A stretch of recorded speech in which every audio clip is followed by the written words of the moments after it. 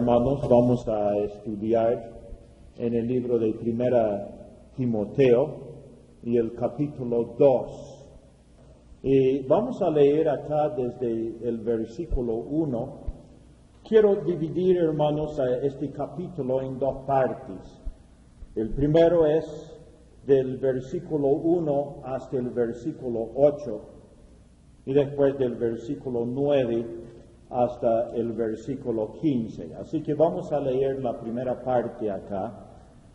Primera Timoteo capítulo 2, versículo 1.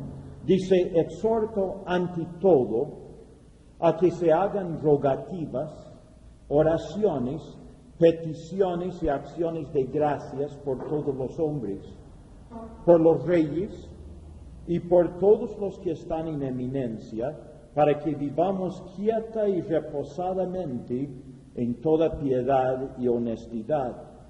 Porque esto es bueno y agradable delante de Dios nuestro Salvador, el cual quiere que todos los hombres sean salvos y vengan al conocimiento de la verdad. Porque hay un solo Dios y un solo mediador entre Dios y los hombres, Jesucristo hombre, el cual se dio a sí mismo en rescate por todos, de lo cual se dio testimonio a su debido tiempo. Para esto yo fui constituido predicador y apóstol, digo verdad en Cristo, no miento, y maestro de los gentiles en fe y verdad. Quiero pues que los hombres oren en todo lugar, levantando manos santas, sin ira ni contienda. La primera parte, hermanos, de este capítulo. ¿Qué es lo que exhorta el apóstol Pablo ante todo? O sea, como cosa de mayor importancia. Que hagamos rogativas, oraciones y peticiones y acciones de gracias por todos los hombres. ¿Por quién deberíamos de orar?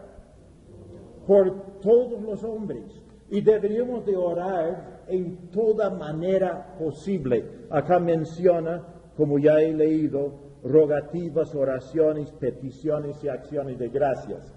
Las rogativas podríamos entenderlo como un sentido de necesidad, uno sintiendo su propia insuficiencia, viene y ruega al Señor. Nosotros, hermanos, no podemos cambiar corazones. Aunque predicamos el Evangelio, no podemos cambiar corazones. Entonces venimos y rogamos, si Dios nos ha encomendado a nosotros este precioso mensaje de Jesucristo, necesitamos la ayuda de Dios para cambiar los corazones. Y entonces habla acá de rogativas. Estamos delante del Señor reconociendo nuestra insuficiencia en nosotros mismos.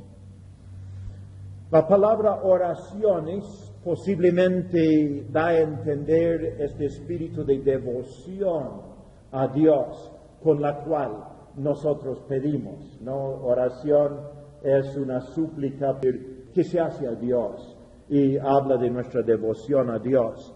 Peticiones es la intercesión, podríamos decir, a favor de otros. Es venir ante el Señor con esta confianza de niño, que venimos y le decimos: Dios, necesitamos esto. Y, o sea, esta sencillez con la cual venimos y pedimos alguna cosa específica, es una petición. Y después dice acá las acciones de gracias, o sea que damos gracias a Dios por lo que Él va haciendo dentro de los corazones de los hombres, trayéndolos al arrepentimiento.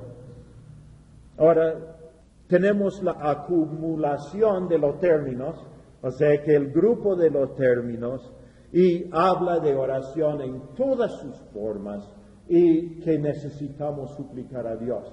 Ahora, ¿por qué estamos pidiendo, hermanos? por todos los hombres, por todos los hombres. Y acá nos dice por qué. Voy a saltar al versículo 4.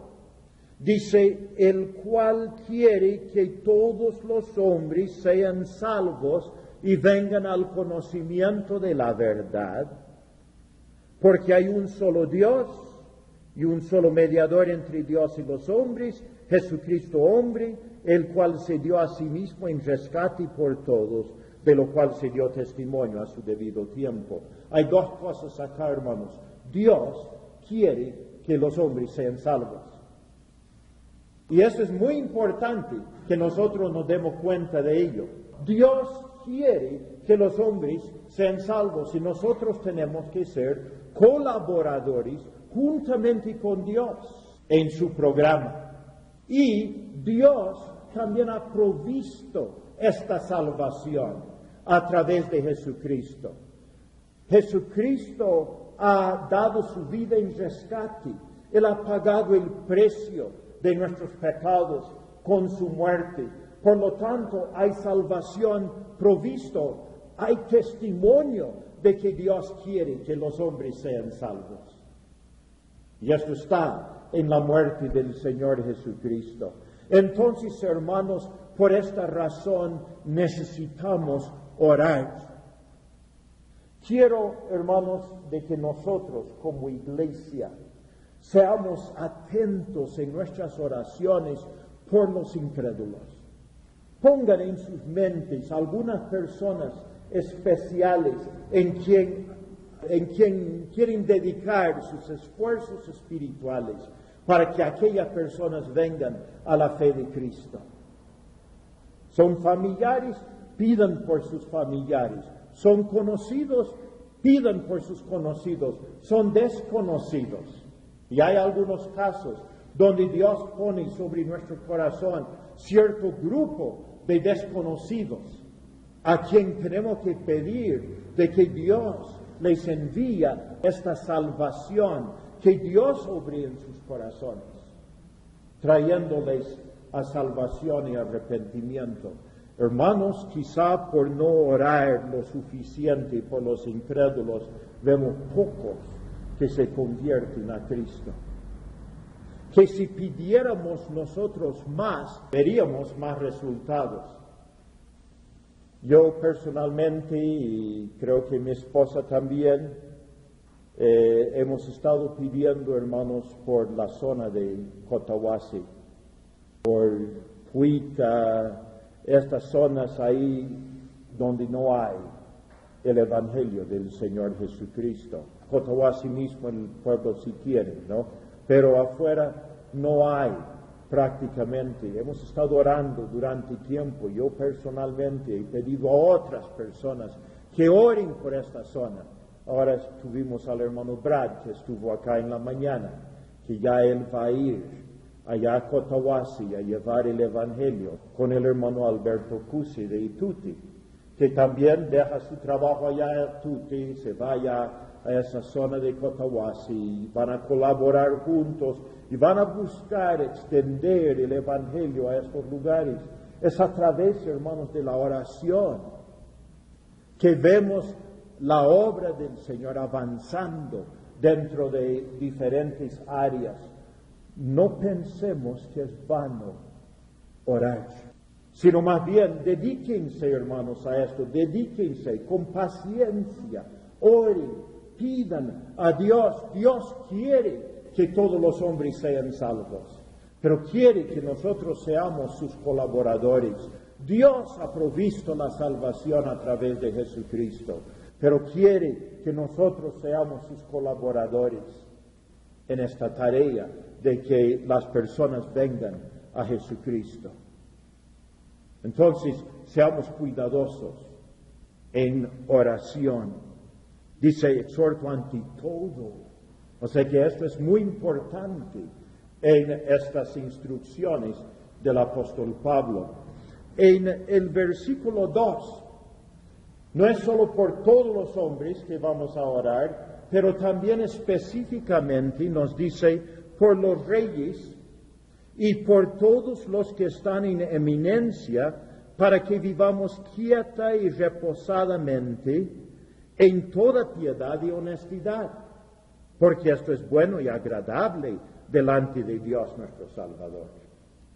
O sea, acá nos dice que hay que también orar por nuestros gobernantes. Nosotros ahora en estos días tenemos elecciones que están acercándose. Deberíamos, hermanos, de estar en oración por esto. Yo no estoy recomendando partidos políticos ni nada por el estilo.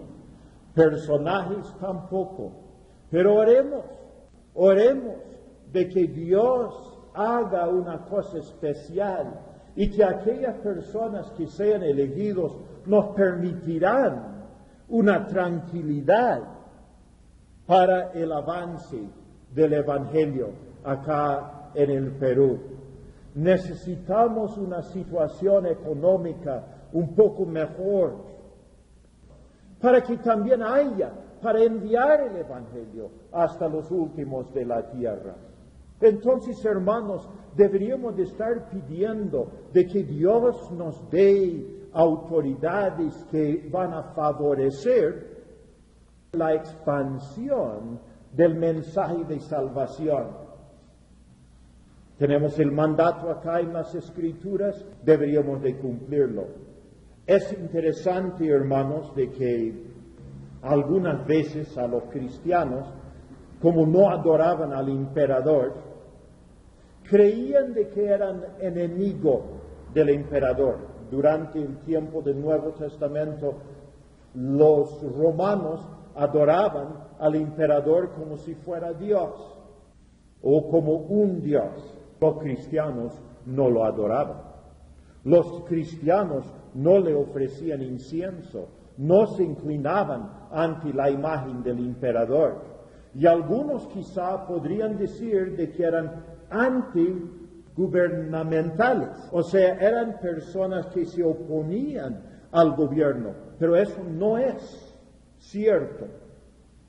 La realidad es que el apóstol Pablo dice, ore por estas personas, suplica a Dios por ellos, porque en parte depende de ellos que vivamos nosotros en tranquilidad.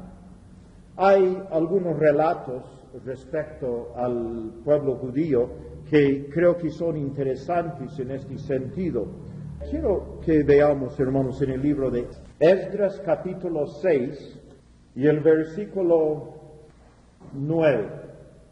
Acá habían escrito una carta al rey preguntando a algunas personas respecto a los judíos que habían regresado de la cautividad babilónica a Jerusalén, que estaban edificando el templo, ¿qué deberían de hacer? Y entonces el rey Darío contesta la carta de ellos y él dice, bueno, el rey Ciro de Persia había ordenado de que se construya el templo en Jerusalén y ahora él dice que es su opinión en cuanto a los que construían el templo. En el versículo 9 vamos a leer. Y lo que fuere necesario, becerros, carneros y corderos para holocaustos al Dios del cielo, trigo, sal, vino y aceite, conforme a lo que dijeren los sacerdotes que están en Jerusalén, les sea dado día por día sin obstáculo alguno, para que ofrezcan sacrificios agradables al Dios del cielo y oren por la vida del rey y de sus hijos. O sea que el rey pide de que se ofrezca sacrificios a favor de él y que oren por él. Dice, también por mí es dada orden que cualquiera que altere este decreto se le arranque un madero de su casa y alzado sea colgado en él y su casa sea hecha muladar por esto. Y el Dios que hizo habitar allí su nombre y destruya a todo rey y pueblo que pusiere su mano para cambiar o destruir esa casa de Dios, la cual está en Jerusalén. Yo, Darío, he dado el decreto, sea cumplido prontamente. Seguramente, hermanos, estaban orando por Darío o no.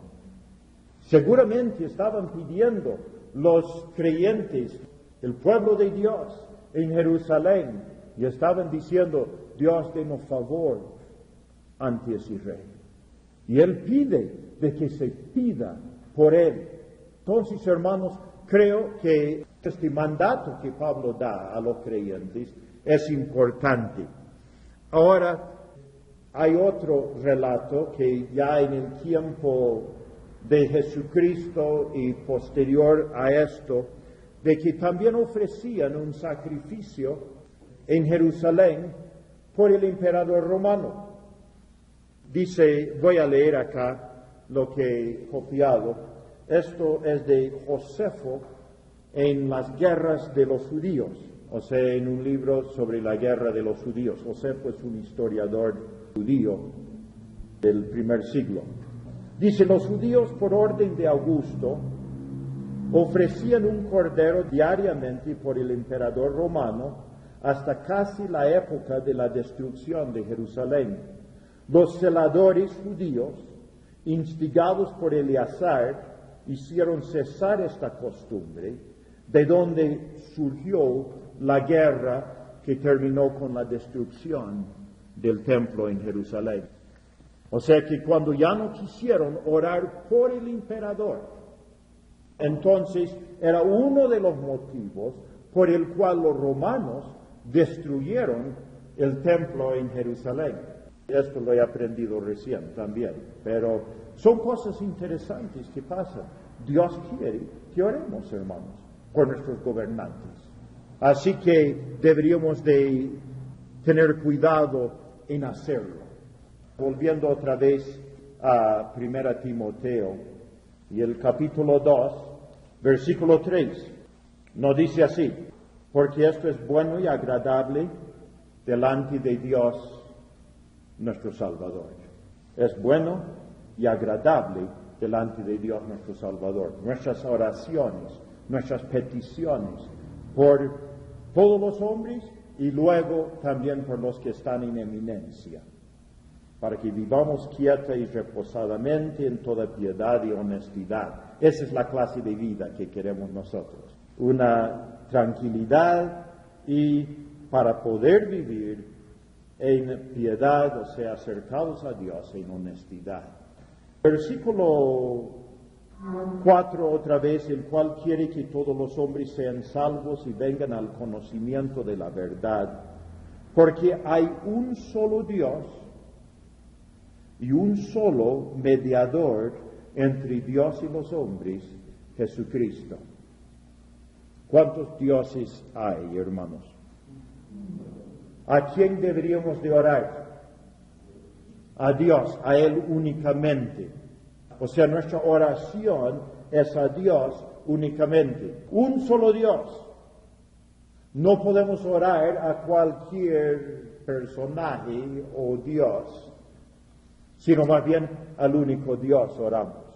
También hay un solo mediador entre Dios y los hombres. ¿Quién es ese mediador?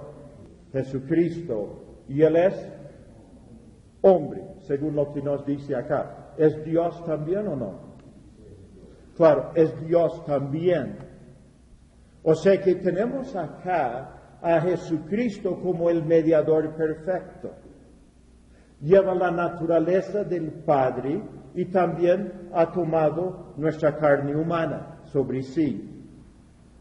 Y por lo tanto, viene a ser el mediador perfecto. ¿Hay alguna otra persona que tiene esta cualidad de ser Dios y a la vez hombre? No hay. Hay uno solo que puede cumplir con esta misión. Dios y a la vez hombre. ¿Y qué sería, hermanos, de la Virgen María? Sabe, hermanos, aún en la Biblia Nacarcolonga, la Biblia católica, y eso es una de las mejores de las católicas, pero después de este versículo tiene una notita al fondo que dice, también hay otros mediadores, María y los santos. pero va en directa contradicción a lo que ya está escrito. Que dice acá, hay un solo Dios y un solo mediador entre Dios y los hombres, Jesucristo hombre. Vamos a hacer una pequeña ilustración. Vamos a decir, hermanos, de que yo estoy queriendo anegar una chacra. Y hay una colonia de hormigas en el centro de la chacra. O sea que hay una hormiguera ahí en el centro de la chacra. Y lo voy a negar, pero yo amo a esas hormigas y no quiero que se mueran. Entonces, ¿cómo les voy a avisar de que cambien de casa? Que cambien de sitio. Tendría que de alguna manera comunicar con ellos, de que vayan a otra parte, que dejen ese sitio y vayan a otra parte, porque esta parte va a ser anegado. Bueno, la forma sería si pudiera hacerme hormiga, ¿no? Claro, si podría hacerme hormiga e ir y comunicar de alguna manera a ellos de que se vayan de aquel lugar. El hecho es que no puedo, ¿no? Pero sabe, hermanos, esto es lo que Dios hizo. Dios se hizo hombre para que nosotros podríamos ser advertidos del peligro en que estamos, para que nosotros en realidad huyamos de la ira venidera. Pero no solo esto, hermanos. No solamente se hizo hombre el Señor Jesucristo, sino más bien nos dice en el versículo 6, el cual se dio a sí mismo en rescate por todos, de lo cual se dio testimonio a su debido tiempo. O sea, no solamente se hizo hombre, sino también se ofreció en rescate, se dio en rescate, no solamente se ofreció, sino se dio en rescate por todos los hombres. O sea, en otras palabras, Él sufrió el castigo en lugar de nosotros y así nos libra del castigo eterno. Entonces, hermanos, ¿quién podría ser nuestro mediador, nuestro mejor mediador? El único mediador. Jesucristo tiene dos cualidades. Uno, que es Dios y hombre. Y el segundo, que es Él quien se ha dado en rescate por nuestros pecados. Nadie más lo ha hecho, hermanos. No hay nadie más que ha sido Dios y hombre.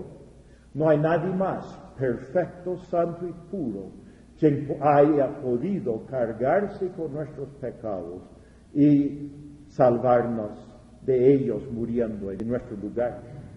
Entonces necesitamos poner toda nuestra fe en Él. Esta es la prueba, hermanos, de que Dios quiere que todos los hombres sean salvos.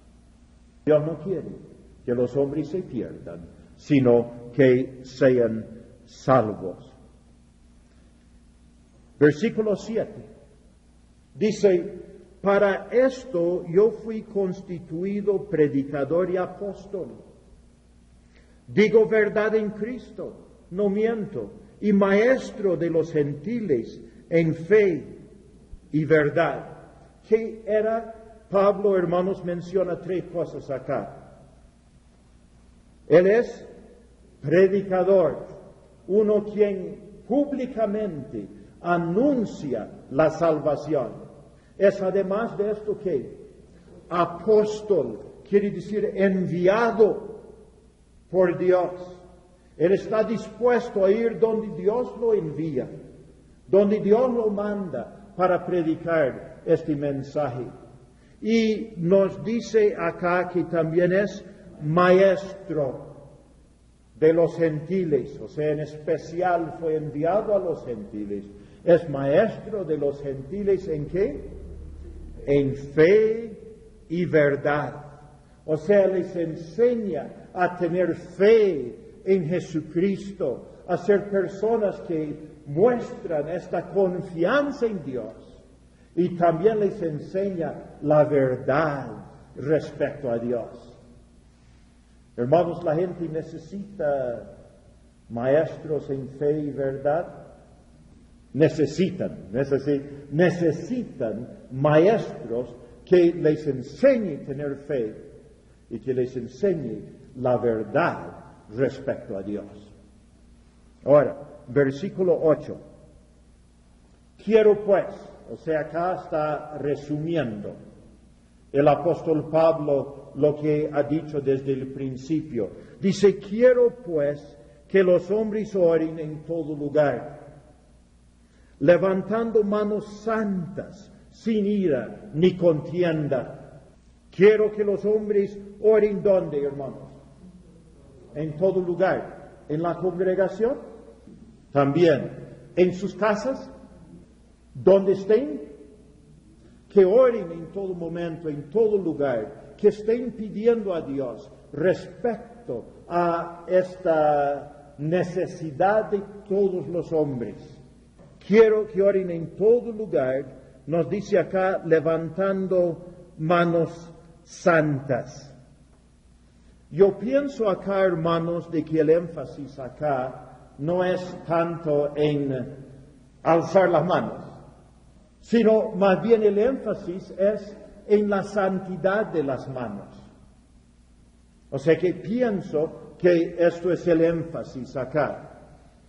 Sin ira ni contienda. Hermanos, nosotros no estamos en contra de que levanten sus manos en oración. Quiero que ustedes entiendan esto. Si ustedes quieren levantar estas manos santas, levanten las manos, pero que sean santas. En algunas partes de las Escrituras nos habla acerca de esto, donde se levantaban las manos en la oración. Vamos a ver dos sitios donde nos habla de las manos en la oración. Primera Reyes, capítulo 8 y el versículo 22. Dice, luego se puso Salomón delante del altar de Jehová, en presencia de toda la congregación de Israel, y extendiendo sus manos al cielo, dijo, Jehová Dios de Israel, no hay Dios como tú, ni arriba en los cielos ni abajo en la tierra, que guardas el pacto y la misericordia a tus siervos, los que andan delante de ti con todo su corazón.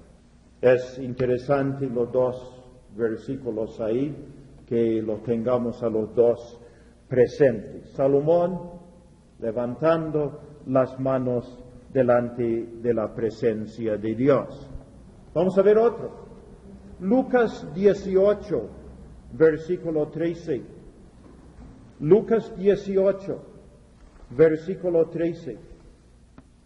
Dice, mas el publicano, estando lejos, no quería ni aún alzar los ojos al cielo, sino que se golpeaba el pecho diciendo, Dios, sé propicio a mi pecador. ¿Dónde estaban las manos de este hombre? No lo vemos levantando las manos acá, hermanos, sino golpeando el pecho. Y sabe, hermanos, sinceramente, me parece que no es importante la posición de las manos. ¿Cómo lo vamos a poner? Así delante de nosotros, como para recibir algo, un regalo que Dios derrama a nuestras manos. Puede ser, ¿no? Puede expresar esto. Lo vamos a poner así como manos arriba. Bueno, no creo, ¿no? Aunque podría ser en esta forma. Bueno, hermanos, no estamos nosotros hablando acá de forma. Lo que estamos queriendo es de que nuestro corazón esté correcto delante de Dios cuando nosotros le pedimos. Y vamos a ver quizá algunos textos respecto a eso. Isaías 1:15. Podríamos ver Isaías 1:15. Nos dice así, cuando extendáis vuestras manos, yo esconderé de vosotros mis ojos. Asimismo, cuando multipliquéis la oración, yo no oiré. Llenas están de sangre vuestras manos. Lavaos y limpiaos. Quitad la iniquidad de vuestras obras de delante de mis ojos, dejad de hacer lo malo. O sea que acá, ¿qué necesitamos hacer, hermanos, cuando suplicamos a Dios? Estar seguros de que el corazón esté limpio delante de Dios. El Salmo 24, versículo 3. Salmo 24, versículo 3. Dice así: ¿quién subirá al monte de Jehová? ¿Y quién estará en su lugar santo? El limpio de manos y puro de corazón, el que no ha elevado su alma a cosas vanas, ni jurado con engaño. Él recibirá bendición de Jehová y justicia del Dios de la salvación. Tal es la generación de los que le buscan, de los que buscan tu rostro, oh Dios de Jacob. ¿Cómo son los que buscan a Dios, hermanos? Los de manos limpias y corazón puro. Ahora, ¿quiere decir que, hermanos, si trabajamos como mecánico, no podemos pedir a Dios?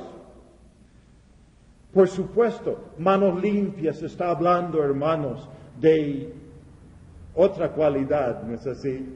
Estas manos que no los he ensuciado con el pecado. Manos limpias para presentarlas delante de mi Dios. El Salmo 26, versículo 6, dice: lavaré en inocencia mis manos, y así andaré alrededor de tu altar, oh Jehová, para exclamar con voz de acción de gracias y para contar todas tus maravillas. Lavaré en inocencia mis manos. Así puedo estar delante de la presencia de mi Dios. Y bueno, hay otros textos, pero creo que ahí nomás vamos a quedar con eso. Deberíamos de levantar manos santas, sin ira ni contienda. ¿Qué estorba, hermanos, nuestras oraciones? La ira, la contienda, hermanos, dentro de nuestros corazones. Entre nosotros alguna vez hay cóleras el uno para el otro, la contienda, esa lucha por alguna cosa, hermanos, contienda entre hermanos. Esto va a estorbar nuestras oraciones. Cuidado de que no entre en medio nuestro estas contiendas que perturban nuestra relación con Dios, nuestra vida espiritual. El libro de Mateo, capítulo 5, tiene algunos consejos importantes en este sentido. Mateo, capítulo 5, y el versículo 23. Dice: por tanto, si traes tu ofrenda al altar, y allí te acuerdas de que tu hermano tiene algo contra ti, deja allí tu ofrenda delante del altar y anda, reconcíliate primero con tu hermano, y entonces ven y presenta tu ofrenda. Arregla tu situación, quita la ira, quita la contienda de tu corazón, y así puedes venir delante de Dios y vas a ser recibido por Él. Capítulo 6, versículo 15, Mateo 6:15, dice así: mas si no perdonáis a los hombres sus ofensas, tampoco vuestro Padre os perdonará vuestras ofensas. Y Marcos 11:25 dice: cuando estéis orando, perdonad, perdonad. Porque entonces, hermanos, nosotros podemos tener poder con Dios, mientras que nosotros estamos libres de estas iras, estas contiendas, esta falta de santidad, para que pidamos a Dios que haga cosas maravillosas. Ahora, hermanos, volviendo otra vez a 1 Timoteo, tenemos acá una cosa interesante en este versículo 8. Dice acá: quiero pues que los hombres oren en todo lugar. La palabra hombres, la palabra hombres es la palabra griega andros. Quiere decir varones. Quiero que los varones oren en todo lugar, levantando manos santas, sin ira ni contienda. Tenemos, hermanos, en este capítulo también otros lugares donde habla de los hombres. Versículo 1, quiero que oren por todos los hombres. Y la palabra griega ahí es antropos, que quiere decir del género humano, hombres y mujeres. También esa misma palabra está en el versículo 4, el cual quiere que todos los hombres sean salvos, es antropos. También está en el versículo 5, 2 veces. Hay un solo Dios y un solo mediador entre Dios y los hombres, antropos. Y Jesucristo, hombre, también antropos. Quiere decir humano. Entonces, hermanos, acá, ¿por qué es que el apóstol Pablo cambia la palabra y usa la palabra que quiere decir sencillamente varones? Eso lo pongo delante de ustedes, hermanos, para su consideración. Sigue en el próximo versículo hablando de las mujeres. O sea que acá está hablando especialmente a los varones, y después en el versículo 9 habla de las mujeres, pero comienza con la palabra asimismo. Entonces esta palabra asimismo, ¿qué quiere decir? De igual manera. Pero hay algunas instrucciones especiales para las mujeres acá. Si las mujeres pueden estar en oración delante de Dios en todo lugar, pero también hay algunas instrucciones específicas para ellas que nosotros no deberíamos de pasar por alto. Ahora recuerden, hermanos, de que el apóstol Pablo en el capítulo 3 y el versículos 14 y 15 está hablando especialmente para orden dentro de la iglesia.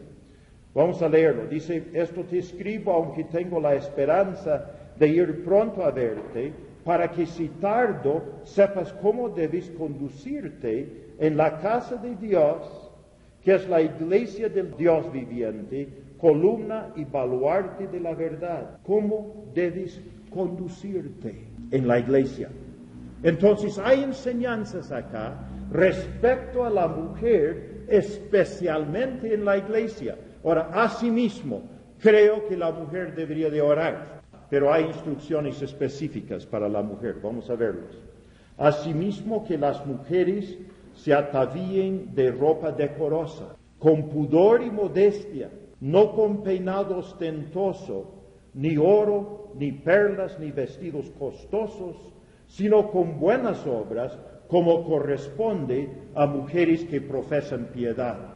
¿Cómo deberían de vestirse, hermanos, las mujeres? Bueno, en cuanto a lo positivo, dice que deberían de ataviarse con ropa decorosa. ¿Qué quiere decir la palabra decorosa? Adecuada, que les cae bien. Ropa decorosa. Nos dice que más acá, con pudor y modestia. ¿Deberían ellos de exponer todo lo que tienen o no? No. Deberían de tener cuidado. Deberían de recordar de que el cuerpo de la mujer es tentación al varón. Tenemos que decirlo con sinceridad. Entonces, tienen que cuidar en este sentido. Son mujeres que profesan piedad, andan con Dios, quieren vivir en santidad de vida. No quieren ellos guiar a alguna persona al pecado. Y por esta razón, ellos también se cuidan en su forma de vestir. No debería de ser con lujo, nos dice acá. No debería de ser peinados ostentosos. No deberían de buscar llamar la atención a través de su apariencia exterior, sino más bien deberían de vestirse en el corazón. Y esto nos dice con más claridad aún en 1 Pedro capítulo 3. Pero noten acá, hermanos, qué es la forma en que viste la mujer. Versículo 10. ¿Cómo se viste? Con buenas obras, como corresponde a mujeres que profesan piedad. Buenas obras. Ustedes, hermanas, son ayudadoras. Están buscando una forma de hacer cosas buenas para las demás personas. Vístanse con buenas obras, es lo que dice acá. ¿Sabe, hermanos?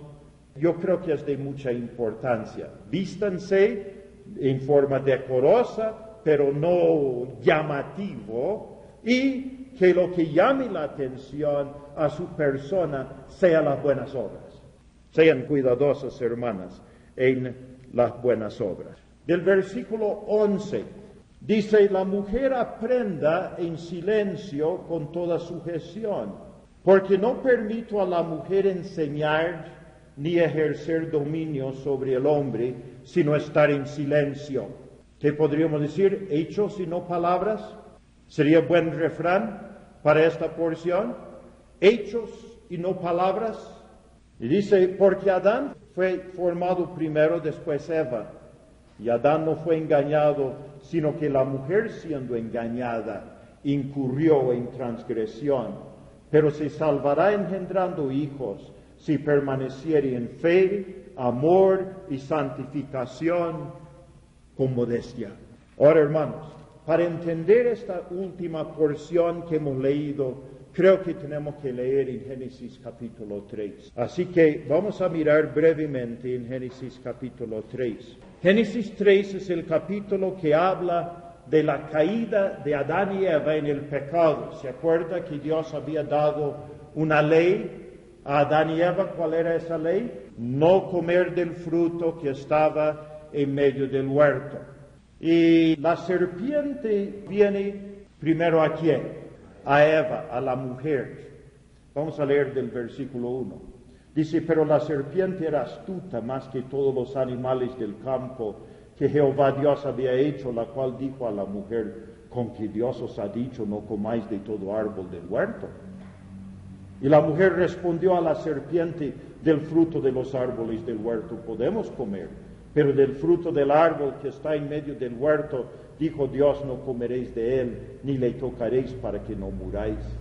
Entonces la serpiente dijo a la mujer, no moriréis, sino que sabe Dios que el día que comáis de él, serán abiertos vuestros ojos y seréis como Dios, sabiendo el bien y el mal. Y vio la mujer que el árbol era bueno para comer, y que era agradable a los ojos, y árbol codiciable para alcanzar la sabiduría, y tomó de su fruto y comió, y dio también a su marido, el cual comió así como ella. Bajamos al versículo 11. Dios habla a Adán, y dice, Dios le dijo, ¿quién te enseñó que estabas desnudo? ¿Has comido del árbol de que yo te mandé y no comieses? Y el hombre respondió, la mujer que me diste por compañera me dio del árbol y yo lo comí. Entonces Jehová Dios dijo a la mujer, ¿qué es lo que has hecho? Y dijo la mujer, la serpiente me engañó y comí. Y Jehová Dios dijo a la serpiente, por cuanto esto hiciste, maldita serás entre todas las bestias y entre todos los animales del campo. Sobre tu pecho andarás, y polvo comerás todos los días de tu vida. Y pondré enemistad entre ti y la mujer, y entre tu simiente y la simiente suya. Esta te herirá en la cabeza, y tú le herirás en el calcañar.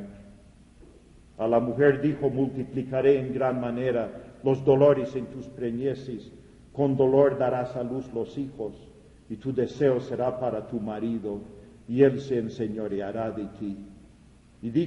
Y al hombre dijo, por cuanto obedeciste a la voz de tu mujer, y comiste del árbol de que te mandé diciendo, no comerás de él, maldita será la tierra por tu causa. Con dolor comerás de ella todos los días de tu vida, espinos y cardos te producirá, y comerás plantas del campo. Con el sudor de tu rostro comerás el pan hasta que vuelvas a la tierra, porque de ella fuiste tomado, pues polvo eres y al polvo volverás. Y llamó a Adán el nombre de su mujer Eva, por cuanto ella era madre de todos los vivientes. ¿Es una historia triste o no? Una historia triste. ¿Cómo cayó Eva, hermanos? ¿Cómo cayó Eva? O sea, ¿qué es lo que le llevó a pecar? ¿Cuál era la situación? Bueno, vamos a leer acá en 1 Timoteo capítulo 2. Dice, versículo 14, y Adán no fue engañado, sino que la mujer, siendo engañada, incurrió en transgresión. ¿Por qué cayó la mujer? Fue engañada, ¿no? La mujer cayó porque fue engañada. Y ella lo dice así, la serpiente me engañó. Pablo dice que así fue. Fue engañada. ¿Tenía un mandato o no tenía? Tenía el mandato, debería de haberlo obedecido, pero fue engañada. ¿Y el hombre por qué cayó? ¿Fue engañado a él? La Biblia dice que no. Acá en 1 Timoteo dice que el hombre no fue engañado. ¿Por qué comió de su fruto? Para agradar a su mujer. Y sabe, hermanos, a veces nosotros los varones desobedecemos a Dios por agradar a nuestra mujer.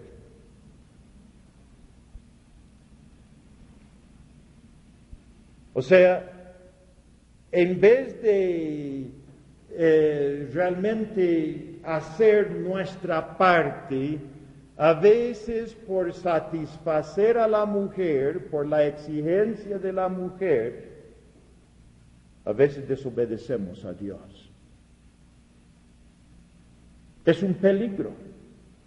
Parece que la mujer tiene mucha fuerza, podríamos decir, ¿no? Como dicen algunas veces, es el pescuezo que voltea la cabeza, ¿no? Entonces, hermanos, necesitamos tener un poquito de cuidado, ¿no? Necesitamos tener cuidado en esta cosa. Ahora, ¿cuál es la instrucción, hermanos, para la iglesia? Vamos directamente a lo que dice. La mujer aprenda en silencio con toda sujeción.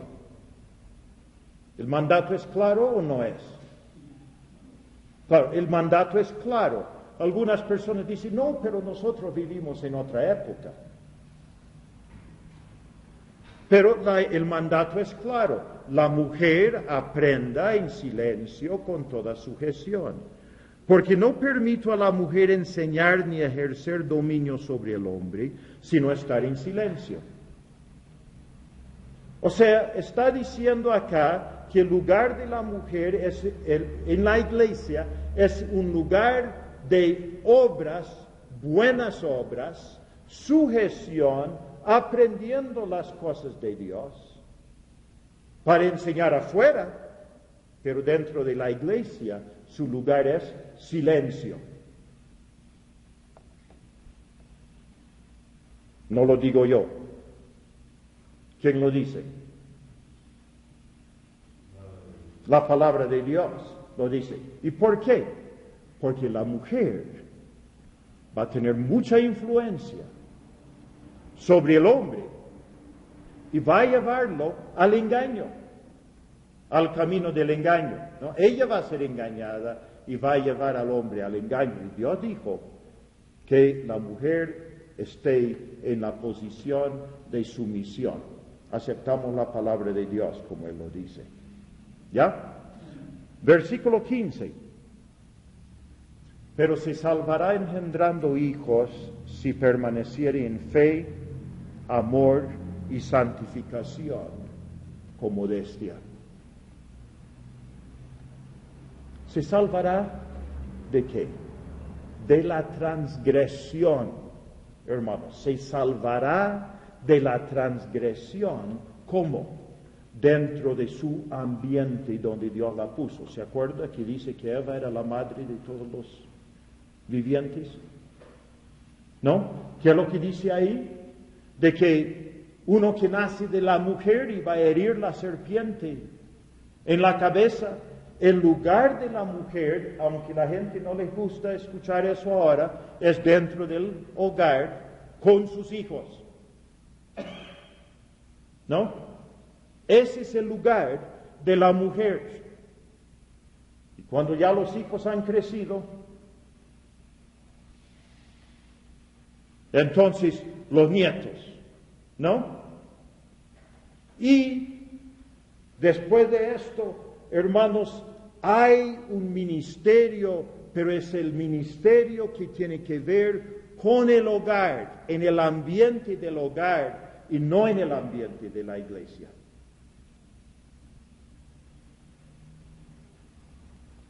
Ahora, no digo de que la mujer no tiene un ministerio de enseñanza. ¿Se acuerda que Timoteo había aprendido la palabra de Dios de su abuela y de su madre? ¿No? Recuerden que había otras mujeres que también han servido a Dios en una forma muy especial. Hay muchas hermanas, ¿se acuerda de Romanos 16? Que eran trabajadoras. ¿Pero dónde trabajaban? Trabajaban dentro del ambiente de hogares y no de la congregación pública. Ahora, dice la mujer se salvará engendrando hijos si permaneciere en fe, amor y santificación con modestia. ¿No? La modestia es parte importante para la mujer, muy importante, pero necesita permanecer en fe y amor. ¿No dice el apóstol Pablo que los predicadores también tienen que seguir en fe y amor? ¿No? ¿Y las mujeres menos tienen que vivir así? No, también tienen que vivir así. En fe y amor con santificación y modestia. Hermanas, vidas santas, vidas llenas de fe, vidas llenas de amor. Ese es su trabajo para Dios. Cuide a sus hijos, críalos en el temor de nuestro Dios. Y este es el trabajo que Dios les ha dado a ustedes. Bueno, hermanos, espero de que esto también ha sido de instrucción a nosotros y que por estar acá esta noche vamos a ser mejores siervos de Dios, sirviéndole a Él. Que Dios los bendiga.